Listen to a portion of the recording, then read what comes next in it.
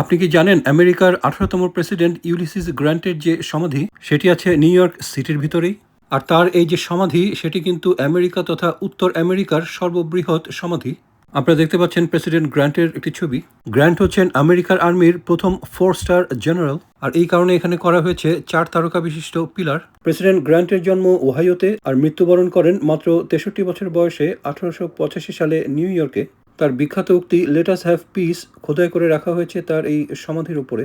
American civil ওয়ারে মাঠ পর্যায়ে নেতৃত্ব দান করেন প্রেসিডেন্ট গ্র্যান্ট। আমেরিকার প্রেসিডেন্টদের মধ্যে তিনি একমাত্র প্রেসিডেন্ট যার অন্ত্যেষ্টিক্রিয়ায় যোগ দিয়েছিল প্রায় 15 লক্ষের উপরে মানুষ। কি কি জিনিস এখানে আনা যাবে না লেখা আছে, নো ফুড, ড্রিঙ্ক, পেট, সিগারেট, স্কেটবোর্ড। দরজাটা খুলেই তাকিয়ে থাকলাম বিশাল এই দরজার দিকে। আপনারা দেখতে পাচ্ছেন কি বিশাল লম্বা দরজা। ভেতরে ঢুকে দেখলাম একজন প্রহরী বসে আছে, আর এই পাশে টেবিলের উপর রাখা আছে বিভিন্ন ক্যাটালগ। দেখতে পাচ্ছেন দেয়ালের গায়ে ইতিহাস কি সুন্দর করে ওরা ফুটিয়ে তুলেছে সবার জন্য।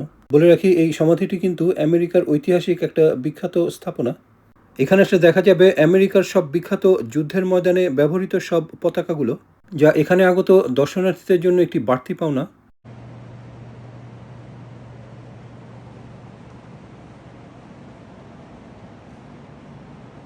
বলে রাখি দরজা দিয়ে ঢুকলে সরাসরি কিন্তু তার কবরটির সামনে যাওয়া যাবে না। আপনারা দেখতে পাচ্ছেন এটি কিন্তু গ্রাউন্ড ফ্লোরে অবস্থিত, অর্থাৎ নিচের তলায়।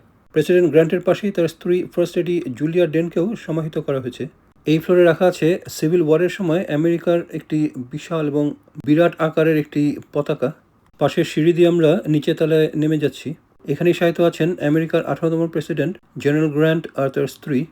এখানে রাখা আছে জেনারেল গ্র্যান্টের সাথে কাজ করা তার অত্যন্ত বিশ্বস্ত অন্যান্য জেনারেলদের মূর্তি।